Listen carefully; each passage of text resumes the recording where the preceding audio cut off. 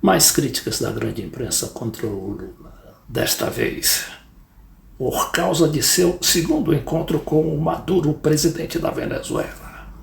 Então, chove, né, de críticas. Lula se encontrando com o ditador e tal. Agora, foram os próprios Estados Unidos que solicitaram ao presidente brasileiro a sua intercessão para que encontrasse uma saída ali negociada. Sim, os Estados Unidos têm interesse naquela negociação, porque está interessado no petróleo da Venezuela, que é a maior reserva do mundo. E sem essa negociação, os Estados Unidos vão ter problemas, porque até hoje eles não conseguiram preencher o vazio que foi provocado com a suspensão das exportações da Rússia para os Estados Unidos, ainda que fosse e representasse apenas 8%.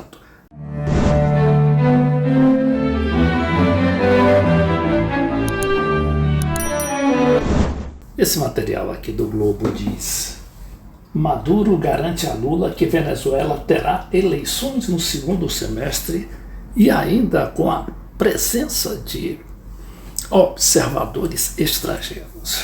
A imprensa está dizendo que não vai haver eleição ali livre nem confiável, porque o regime não vai deixar que a Maria Corina Machado, que é uma espécie de Milei, ou seja, ainda que seja muito pior do que o Milei, porque a Maria Corina é conhecida por defender a intervenção direta dos Estados Unidos para terminar com o regime que ele chama da tirania do Maduro. Bom, e além do mais, a Maria Corina tem um problema seríssimo com ela, porque ela foi cassada como deputada em 2014 e continuou cassada, não é? Por alta traição à pátria. Agora, qual foi essa traição? Ela ter aceito um convite do Panamá, ainda em 2014, para representar aquele país na Organização dos Estados Americanos, no momento em que a Venezuela estava se preparando para sair daquele organismo por considerar aquele organismo muito alinhado com os Estados Unidos e desconsiderar o governo de Maduro. Por causa disso, então o Panamá resolveu convidá-la para representá-la. E ela foi lá nessa reunião da OEA com a Venezuela já afastada, e falar contra o regime Maduro e também pedir a intervenção estrangeira contra aquele país. Então é difícil você conseguir que uma candidata dessa seja aceita para participar de eleições livres e democráticas. Agora, o Lula é jeitoso e ele sabe como conduzir essas negociações. Tanto é que ele ficou calado e não disse muito sobre aquele encontro que teve com Maduro, que tinha aqueles outros assuntos também muito palpitantes, como é a presença ali dos garimpeiros na área indígena de Yanomami, que o Brasil o Brasil compartilha com a Venezuela. Além do mais, tem também a questão ali da Bolívia. A gente sabe que na Bolívia está vivendo uma crise, o movimento popular está vivendo uma crise porque o atual presidente, Luiz Arce, está em disputa com o presidente Evo Morales, porque os dois brigaram e estão quase que irreconciliáveis. Só que o Morales tem a maioria no parlamento e o Luiz Arce tem a maioria no Supremo Tribunal Federal, que já cassou a candidatura de Evo Morales. E aí está um impasse, não é? Além do mais, a eleição que vai ocorrer apenas no próximo ano pode dar um candidato da direita justamente pelo enfraquecimento e pela divisão justamente dos dois maiores líderes da Bolívia. E outro abacaxi que o Lula vai ter de descascar. e ele recebeu o presidente Luiz Arce justamente para tentar fazer ali outra solução negociada para aquela crise. A reunião se deu em meio àquela conferência da CELAC, a Comunidade dos Estados Latino-Americanos e Caribenhos, constituídos ali de 42 países, menos da América, né? Menos os Estados Unidos e o Canadá. E naquela reunião realizada em São Vicente e Granadinas, com ampla participação, inclusive do secretário-geral da ONU, não é, que se deslocou de Nova York para prestigiar justamente essa conferência. Na saída do evento, em rápida conversa com jornalistas, diz aqui esse material assinado, né, em O Globo por Eliane Oliveira, Nicolás Maduro definiu a conversa com o presidente brasileiro como muito boa. Segundo ele, o diálogo serviu para fortalecer a cooperação entre as duas nações.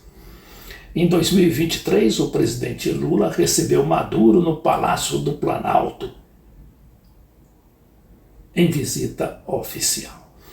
Aqui o jornal apresenta, não é, o último encontro de Antony Blinken, secretário de Estado dos Estados Unidos, que esteve recentemente com Lula e, na ocasião, ele pediu justamente essa intercessão do Brasil junto ao Maduro.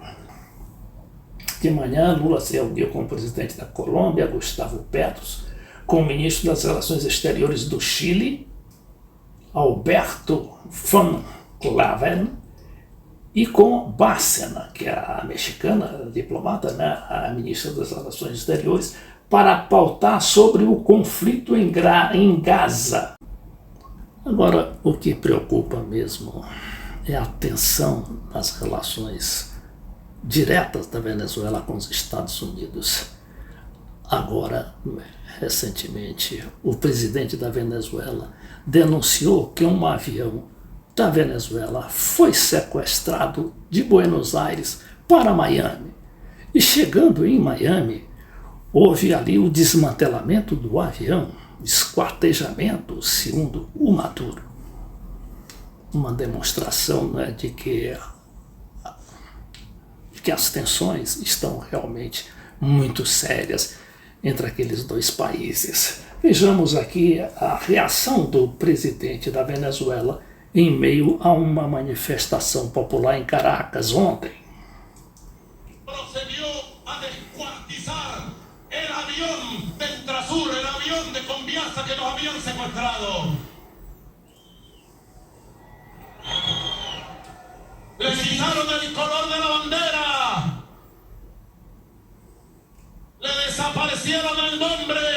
Le borraron el nombre de Luisa Cáceres de Arizmendi.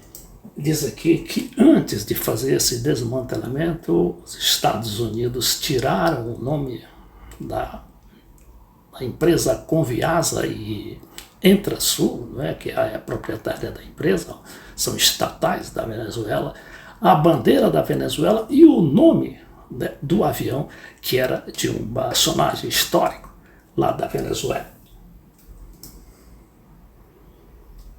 Le borraron el nombre de Entrasur y luego lo descuartizaron y lo picaron a pedazos. Quer dizer, esquartejaram e picaram a pedaços o avião, que é um Boeing 747 comprado do Irã, que tinha capacidade, não era um avião cargueiro, que tinha capacidade para levar 100 toneladas de peso, né? E com um volume ali de 600 metros cúbicos. Ese es el odio que le tienen a la Venezuela digna, a la Venezuela bolivariana.